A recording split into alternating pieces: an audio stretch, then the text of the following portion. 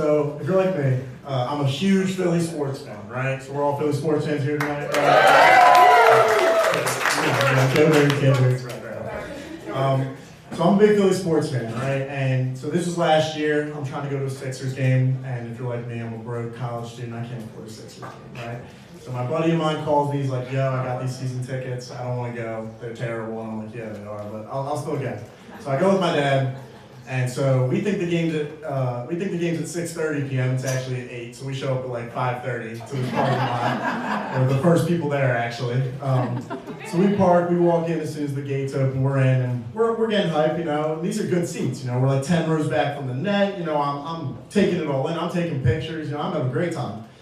And little did I know, a guy comes up to us with the Sixers organization. He comes up to me and my dad, and he's like, "Do you guys want to go on the court, do a challenge?" And I'm like, I shoot up. I'm like, "Yeah." I was like, "Yeah, I do."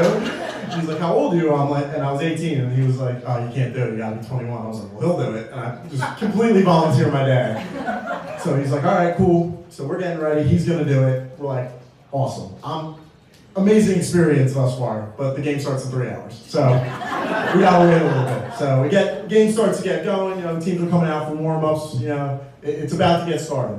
They come up to us again, they're like, "All right, we're gonna come grab you when we're ready." And I'm like, "Dad, this is the real shit right here. We're about to be famous. Like, we're going international with this one. We better do this challenge, right?" So I'm already feeling pretty lucky in that moment, but it hits like the second quarter. The lady comes up, she's like, "All right, come down with us."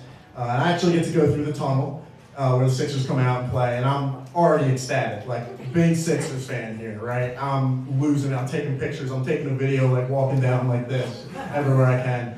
And we walk into this tunnel on my right. If you've ever been to a Sixers game, you know they ring the bell at the very beginning. They usually have a celebrity do it. Look to my right, the bell's right next to me. So I'm like, "Can I ring it?" And she's like, "Go ahead." All right. I'm like, "All right, cool." So I start ringing the bell, and I'm losing my mind. So my dad starts practicing for this challenge. He had to roll a ball into these like big hoops, these big cones. It's kind of like a bad version of cornhole. It was pretty bad. So he has to roll these balls in these hoops. He's doing terrible. He's doing absolutely awful in the practice run. So I'm like, "Dad, you gotta lock in. Like, we cannot sell this bag. We're about to be on TV. Come on, let's go." So fails at practice, terrible. We get back out, and they kind of had us sitting courtside, like right under this net. Right under the net. And so I'm all giddy. I'm like, "Yeah, we gotta be on the court, you know, we gotta, come on." Yeah, I'm hyped. And I look to my right, and so where we're sitting, there's like about this much room in between us, so people who are actually sitting courtside, who have the money to sit courtside, walk through. I see these two huge dudes, like huge, like they look like bodyguards. Like, you look at me, like about my size, but like 5 times bigger, right? So they're walking through. And like I said, huge Philly sports fan, so I'm on the lookout, right? And I look who's in between them, and it's none other than A.J. Brown, right? So I'm losing my mind already, right? And then I look up and I see A.J. Brown, this big Cuban link chain hanging down, like halfway down his chest. I'm losing it, so I shoot up. I could say anything in this moment. Go Birds, whatever. Eagles just won the Super Bowl at this point, right? This is like months after the Eagles just won the Super Bowl. And I get up and I say, "AJ, I love your chain." That's the one thing I go for, and I'm like, and he turns around and said, "Thanks, bro," and dapped me up, and I'm like shaking, I'm like, "Holy shit." And that was AJ. He's like, "I know." All right.